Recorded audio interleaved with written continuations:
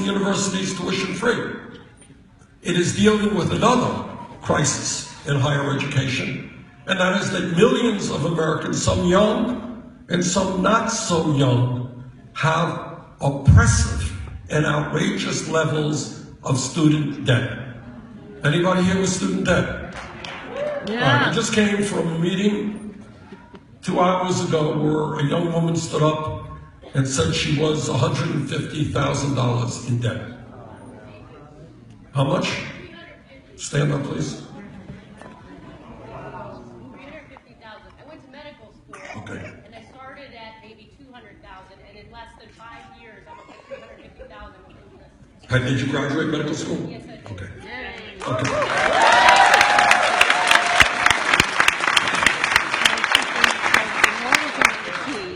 Now, it's funny you mentioned that. Are you practicing medicine now? Yeah. Okay. It's funny you mentioned that, because I met a couple of years ago with a woman, young woman, who wanted to be a primary care physician. She went to medical school, she had $300,000 in debt. I talked to a young woman in Iowa, went to dental school, and we desperately need more dentists in this country because we have a real crisis in affordable dental care. She graduated $400,000 in debt. We have people here $100,000 in debt. Stop and think for a moment.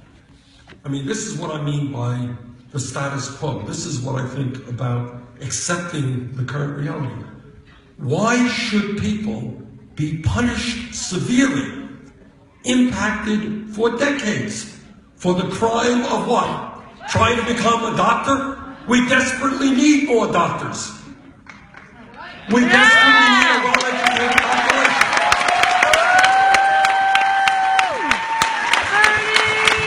Our job is to encourage people to get as much education as they need, not discourage people. How dumb can we be?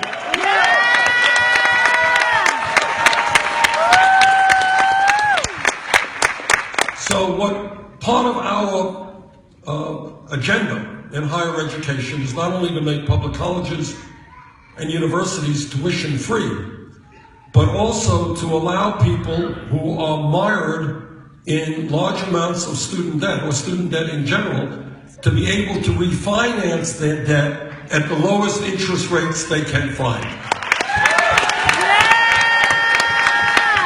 Whole lot of people out there paying 6, 8, 10% interest rates on their student debt, they can refinance their home at 3 or 4%. That makes no sense to me. We've got to change that and substantially reduce student debt in this country.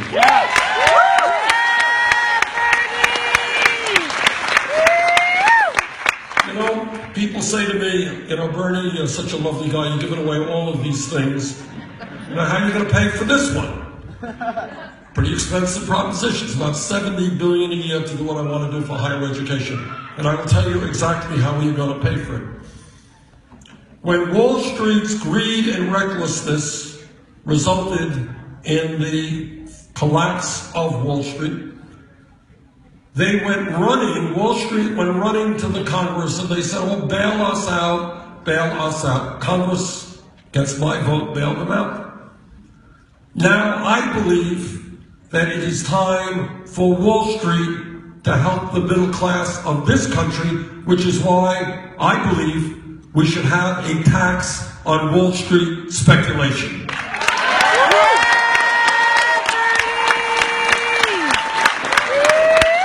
And that will more than pay for free tuition at public colleges and universities and significantly reducing student debt burdens. Now, what everyone has got to recognize, media doesn't talk about it very much, not part of our political discussion, is in the last 30 years in this country, there has been a massive redistribution of wealth. What do I mean by that? Now, my Republican friends get nervous when we talk about it, because they think maybe it means the rich are going to have to pay more in taxes. But what's happened in the last 30 years is a huge amount of wealth. Trillions of dollars have gone from the middle class to the top 1/10 of 1%, whose percentage of wealth has doubled. Middle class shrunk, top 1/10 of 1%, a doubling of the percentage of wealth they own. Now, when you have that type of massive inequality, wealth and income inequality, it is totally appropriate, in my view, to say to Wall Street, to say to corporate America, to say to the wealthiest people in this country, yes, you are going to have to start paying your fair share of taxes.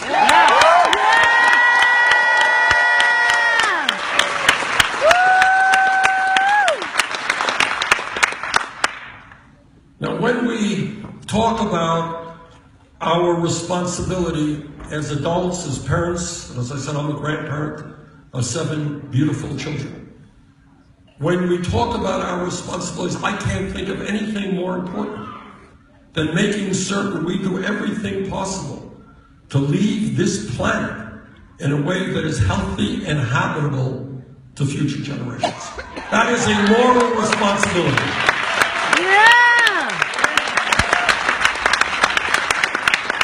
I sit on the Senate Environmental Committee and the Senate Energy Committee. I have talked to scientists in this country and all over the world. The debate is over. Climate change is real. It is caused by human activity, and it is already causing devastating problems in this country and around the world. That's just the facts. Just the facts. And what the scientists are telling us is if we do not get our act together in a reasonably short period of time, if we do not make a massive transformation with regard to how this planet does energy, a bad situation will become much worse. And what they're telling us is there will be more drought, floods, extreme weather disturbances, acidification of the ocean, rising sea levels, and what the CIA tells us is there will be more international conflict as people around the world fight over limited natural resources, water, land to grow their crops, etc. That's where we are. To me, it seems that we have the moral responsibility to work with China, Russia, India, countries all over this world, to tell the fossil fuel industry that their short-term profits are not more important than the planet we're leaving future generations.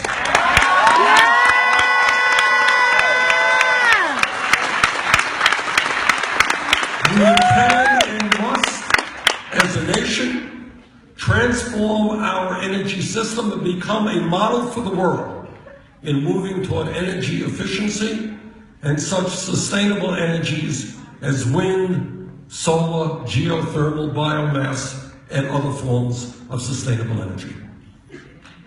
Now, let me connect some dots here. It's an interesting point.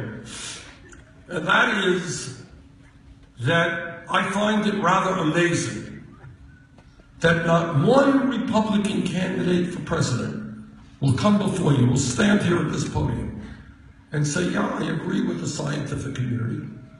Yeah, climate change is a very serious problem, and we've got to do something about it. Now, how does that happen?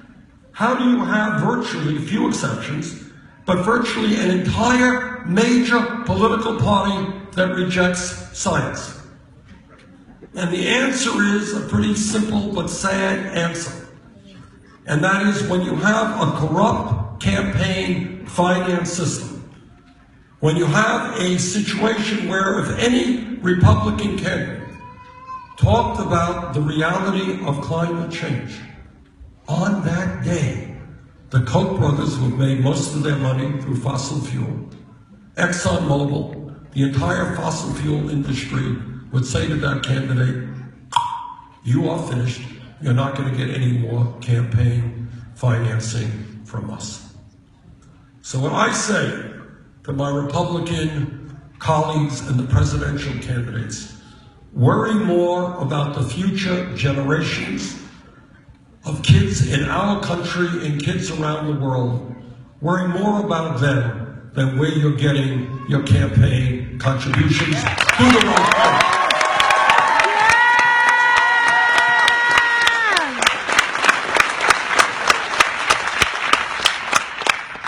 When we talk about thinking big and not small, when we talk about looking beyond the status quo, let me raise one more issue with you, and I want you to think about it for a while. There is one major country on earth, one, that does not guarantee health care to all of its people. Now, I have been criticized rather severely in this campaign for saying what I will say to you right now. And that is, I believe that health care is a right of all people, not just a privilege.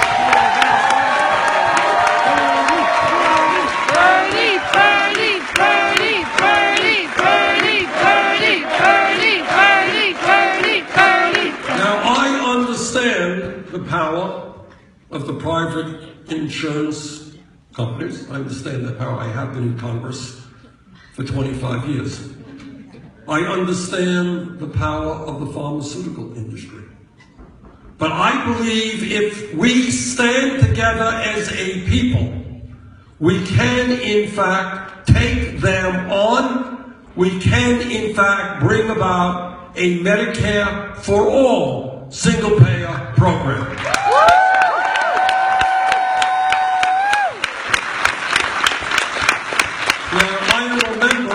Of the committee that helped write the Affordable Care Act.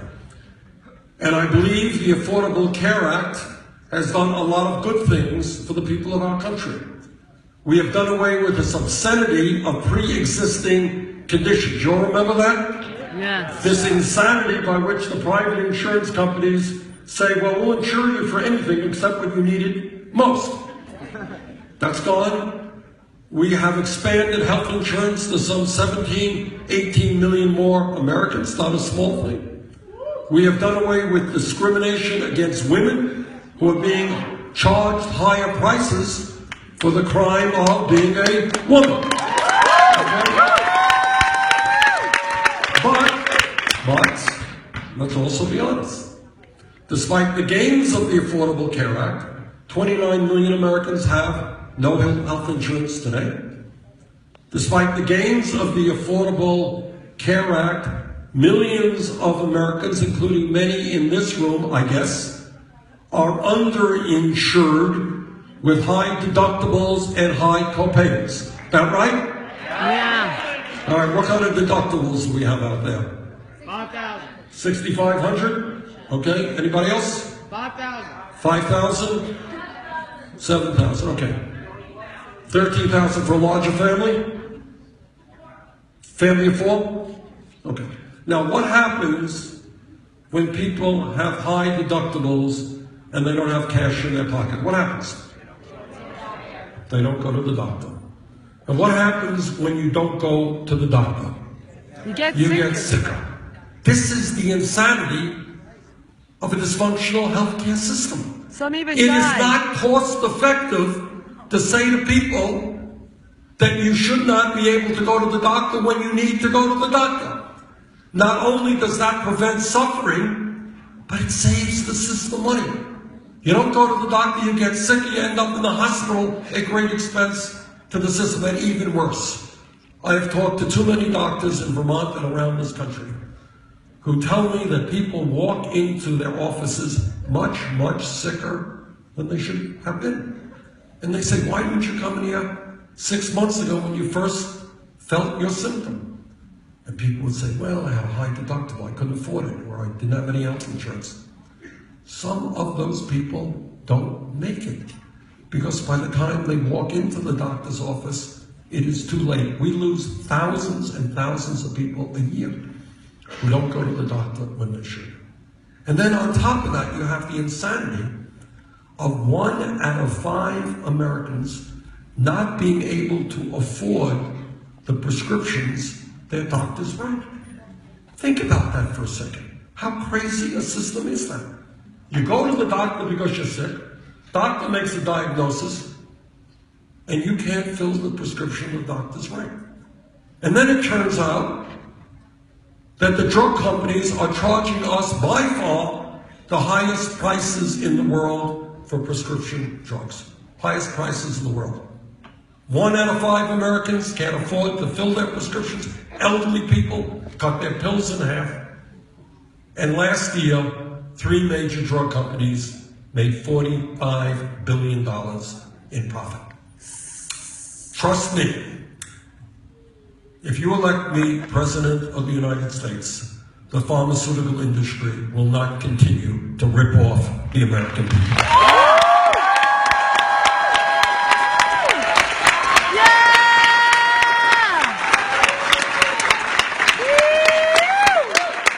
So here we are. Tomorrow is the New Hampshire primary.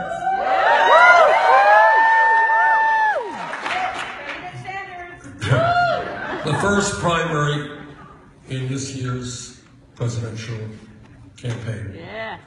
The Yeah. eyes of America will be on New Hampshire, and actually much of the world will be on New Hampshire. And the issue here is not just, who wins the primary. That's important. But what's more important is the vision that those candidates are espousing. Tomorrow, the people of New Hampshire will have the opportunity to say that enough is enough, that we do not want to continue living in a country in which a handful of billionaires are dominating a corrupt campaign finance system, in which we have a rigged economy, in which ordinary people work longer hours for low wages, and almost all new wealth and income is going to the top 1%. That we do not want to continue to sustain a broken criminal justice system in which we have more people in jail than any other country. So tomorrow's election, primary election here in New Hampshire, is very much about a vision for the future of our country. Tomorrow, New Hampshire can help lead this country in a very different direction, in the direction of a political revolution where millions of people will fight to make sure that we have a government that represents all of us and not just a handful of wealthy campaign contributors. Thank you all very much.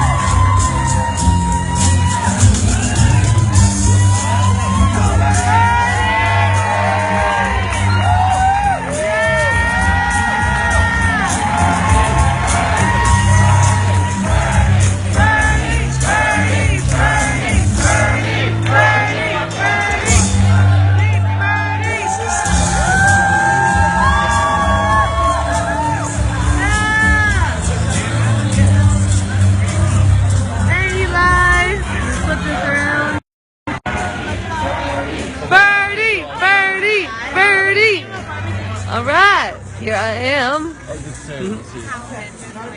Live bilingual, yes, definitely gonna help do that. Send it out to all the different Facebook groups and websites where people can't hear. so we can get the disabled vote as well. So very exciting. Yet again, Bernie's amazing. I love this guy, and I am going to have to go back out and deal with the snow here very soon. So all of you who are enjoying the beautiful weather in Santa Cruz, lucky you.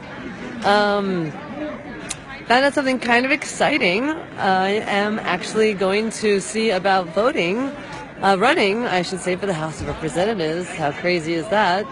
But Sam Farr is stepping down this year, and Sam Farr happens to be District 20, which is Santa Cruz, Monterey. And since I've been involved in politics and activism and advocacy for so many years in Santa Cruz, I think I actually might have a chance of getting the job, or so to speak, the position. I'm that inspired by Bernie. He's amazing. And I would advise anyone and everyone who is in love with Bernie and really thinks that we need to have a political revolution and takes Bernie's words to heart about that we need to do this together. Every seat in Congress, in the House of Representatives, is actually up for election this November. So anyone and everyone out there who's feeling the burn, let it burn you up. It's actually a really good paying job too. That I'd make $174,000 a year. Certainly don't need that much money to live on. I mean, I'd be happy with like $2,000 a month, but which means I get to spend all that money on lots of fun stuff for people in Santa Cruz. Permaculture, affordable housing. I'll just invest my own money in that kind of stuff.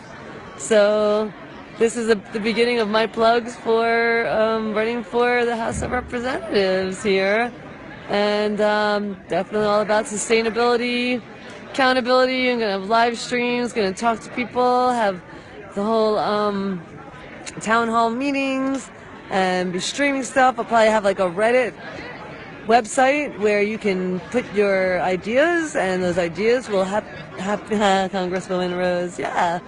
You put those ideas on a board, and people will vote those ideas up, and I will certainly be, as I always have been, a person who is an advocate for the people. For the people, by the people, with the people. Definitely not an egomaniac. So I look forward to being able to be a representative for our beautiful Santa Cruz County and Monterey County. All right. Well, I guess that's probably enough for now. I'm pretty tired. I slept about 4 or 5 hours last night. So I'm going to say goodbye for now, but I'm going to have a website up soon. Going to have a little crowdfunding up soon. I think I might have to pay a couple of $1,000. I don't know exactly how much money it is to run for representative, but I'm going to need to raise some money and get some signatures if I'm going to be running. And if anyone wants to help me with my campaign, how fun is that to say? I'd love to have your help. I'll be needing research to figure out what I even need to do. It's kind of all new to me. But as an entrepreneur and an advocate for human rights, animal rights, earth rights, for at least 20 years, 18 years old, I started getting involved in the political process. I fell in love with hemp, and hemp will certainly be legal. I will not veto it like Jerry Brown vetoed it. I think it's absolutely ridiculous. Do whatever's best for marijuana. If it's decriminalize it, legalize it, whatever we need to do for that, I will certainly stand on that. I will say no to fracking, absolutely. I would like to actually even return the resources to the people, the commons, I believe that was called back in the day. Yeah, we'll stand for the resources belonging to the people.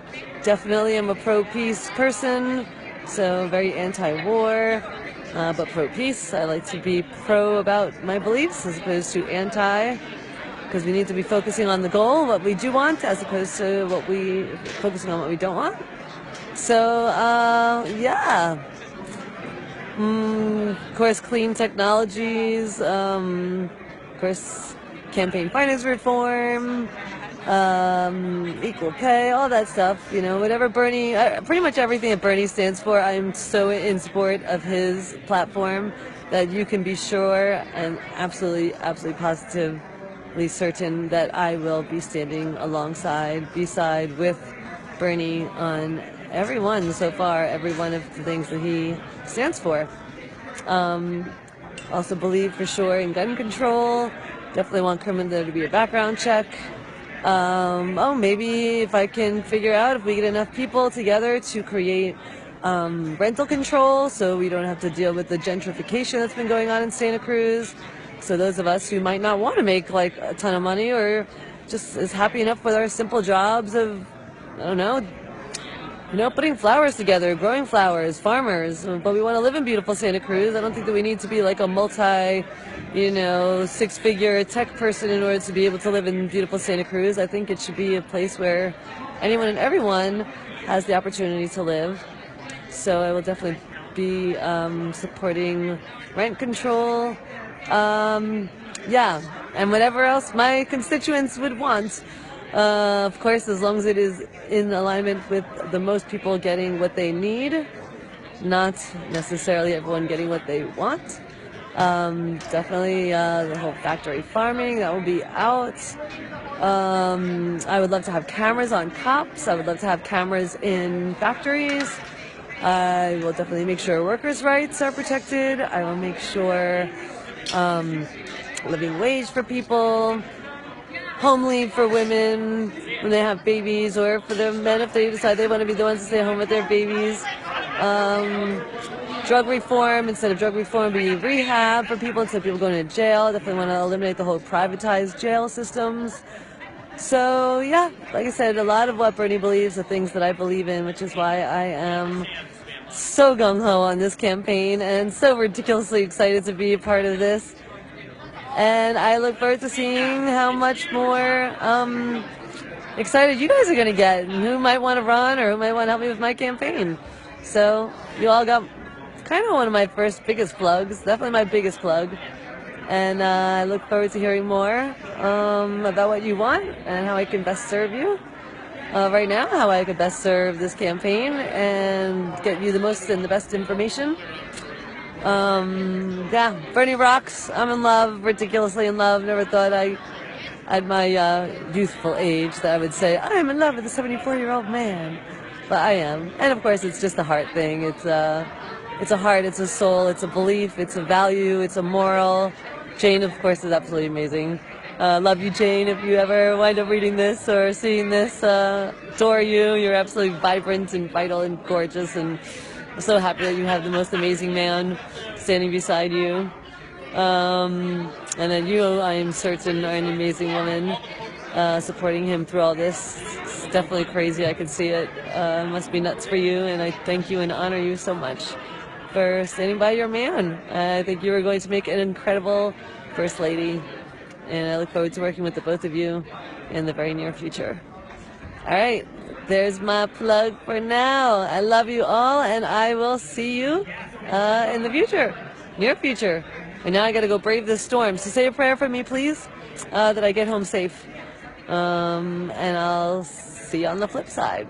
All right, bye for now. Peace as always. Toodaloo.